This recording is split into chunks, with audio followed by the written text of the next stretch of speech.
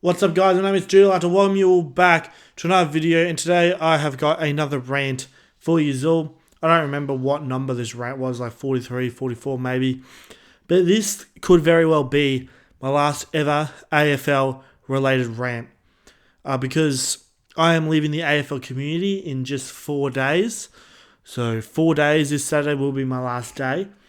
Now, some people have been wondering, like people in my Discord server, this might not be your last AFL related rant. It could be a grand final rant.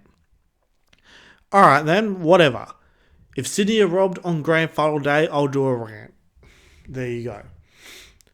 But if Sydney get what they deserve, then I won't bother. But yeah, today I am ranting about the Brownlow Medal. Again, I fucking do it every year because there's always some new bit of bullshit going on. Obviously the game itself is rigged. Every single AFL game is rigged by the umpiring. And one other thing the umpires do to rig something is the Brownlow. Now, when you notice players get votes for games that they only got like less than 20 disposals in, you know they're winning the fucking Brownlow because all they're doing is giving them extra votes to make sure they'll win. And that's what happened with Patrick Cripps. Patrick Cripps is nowhere near the best player in the league. Not even fucking close. He's not even the best midfielder on his own team.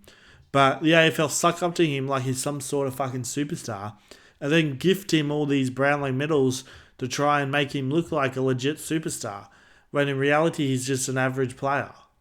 I can 100% guarantee you that the Brownlow medal was already decided long before the season ended. It was probably decided before the first bounce of opening round. That's how rigged the AFL is. I reckon they already decided that Patrick Cripps was the Brownlow medalist at that point. That's why they suspended Heaney, because they worried Heaney was going to be too good and take out the Brownlow, ruining their plan. That's why they suspended him. Now let's talk about all the recent rigged Brownlow medals. And notice that all the Brownlow medalists that should never have been Brownlow medalists have all been recent. We just had Patrick Cripps this year, Lachie Neale last year, Patrick Cripps the year fucking before, Ollie Wines in 2021, Lachie Neale in 2020. In 2019, I feel like Nat Fyfe did deserve the medal, so I'll give the AFL a pass on that one. 2018, Tom Mitchell did not deserve it. 2017, Dustin Martin certainly deserved it, but 2016, Patrick Dangerfield certainly did not deserve it. And then you have to go all the way back, a while ago to say who else didn't deserve it. The next one is probably 2008, which is Adam Cooney. Then the one before that was 2001, I believe, which was Shane Woden. Notice how it's all recent, the recent rigged Brownlows. Yeah, that's the match-fixing era, ladies and gentlemen. We're living in it, we're suffering in it, and that's one of the main reasons I am leaving the AFL community, because no one wants to stand up and call the AFL out for their bullshit. Now, even if the Brownlow wasn't rigged, which it is, but even if it wasn't, right, it's still a fucking debacle regardless, because you've got other players that got votes that shouldn't have gotten votes. And the thing is, like, if I was an AFL umpire, right, and part of my job would be to rig matches, obviously, because that's what the AFL does. I would be way too focused on umpiring the game and rigging the game to think about who the best players were that day. I wouldn't have a fucking clue, especially if they don't give me the stats. If they give me the stats, I'd have a better idea. But because I'm concentrated on other things, I don't fucking know who would have got best on ground, because I wouldn't have paid attention. Like how all of us fans pay attention, like how everyone else pays attention. The umpires wouldn't have paid attention. Now, I used to be a timekeeper for my local footy club. So basically, there was one club, right? When they did their best and fairest votes, it was their club best and fairest, they always wanted the timekeeper of the opposite team to do it. Since I was the timekeeper, I had to do the votes, and I had no fucking idea. I didn't concentrate on what player from the opposition team was any good or whatever. I didn't even know any of the players.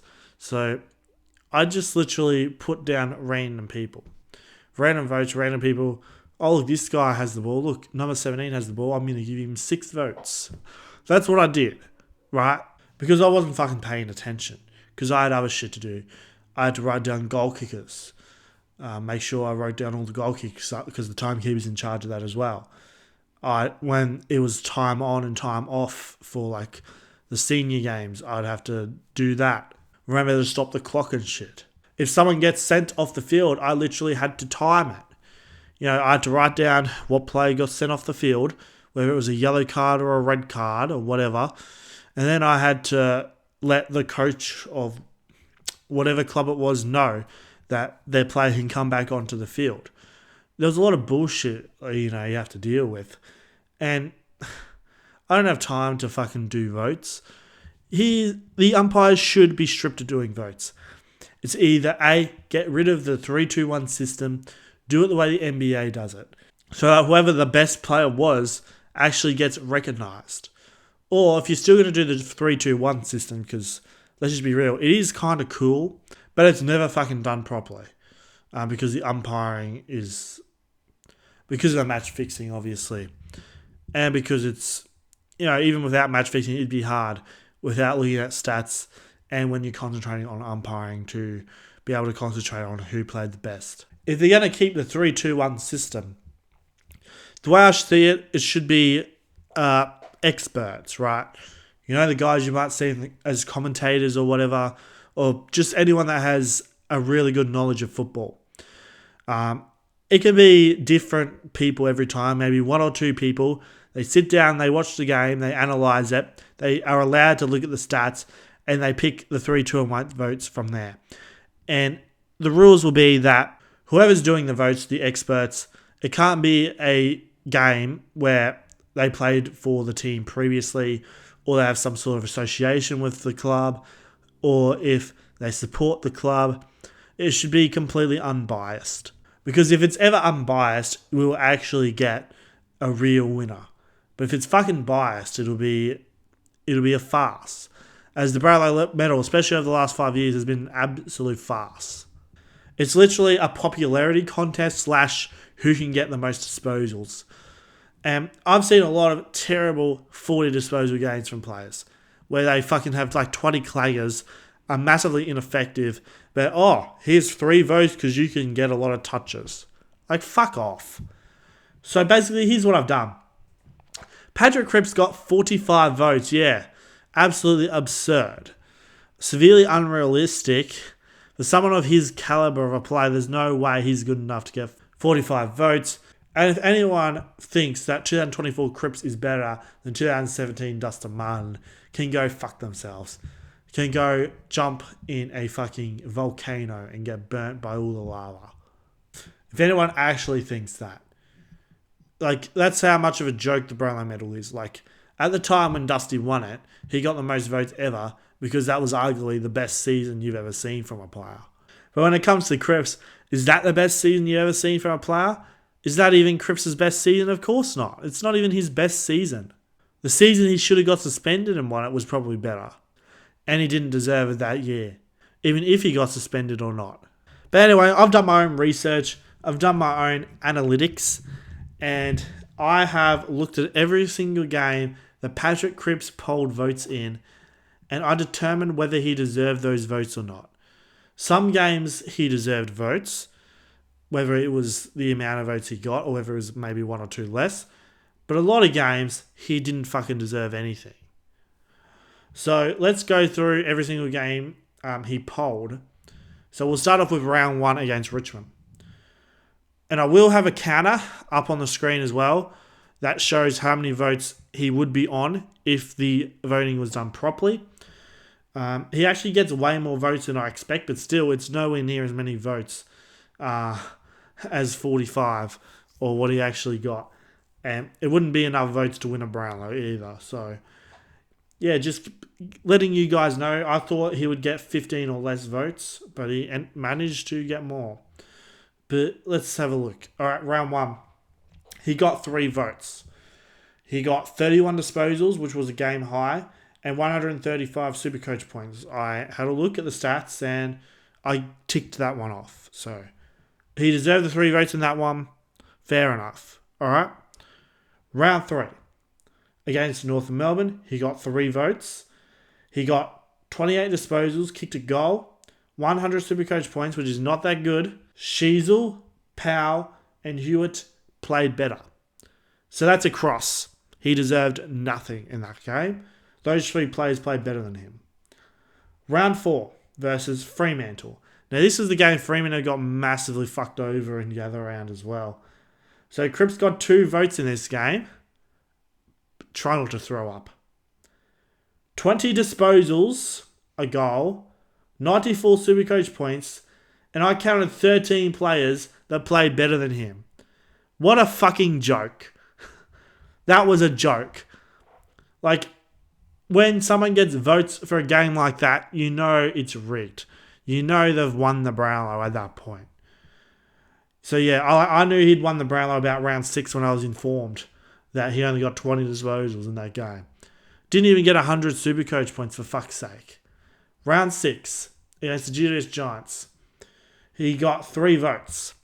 Now, he got 39 disposals, which was a game high, and 142 Supercoach points.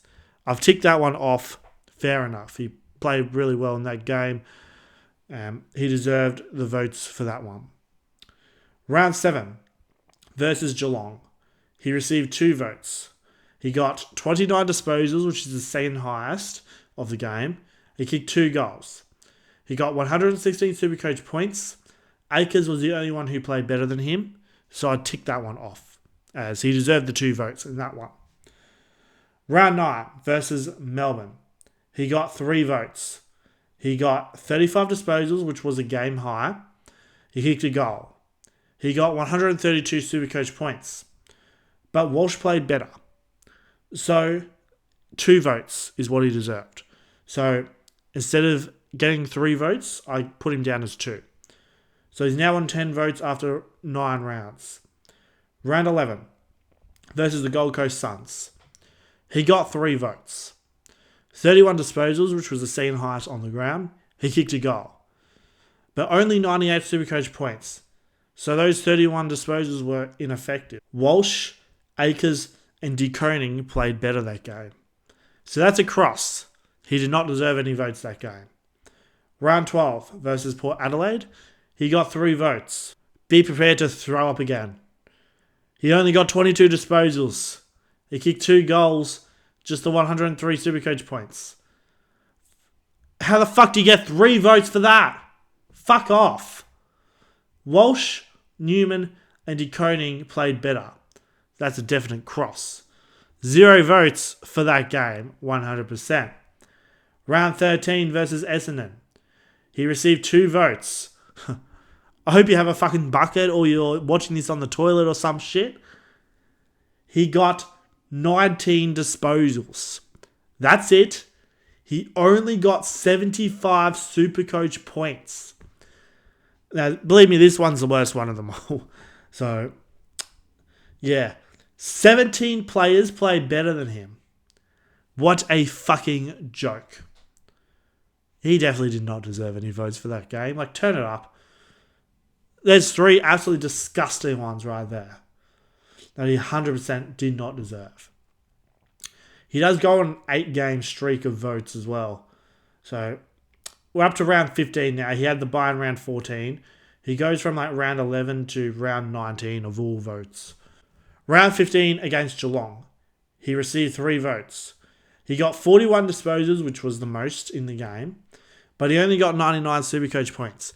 You see how I've been trying to tell you AFL community idiots that disposals don't mean good.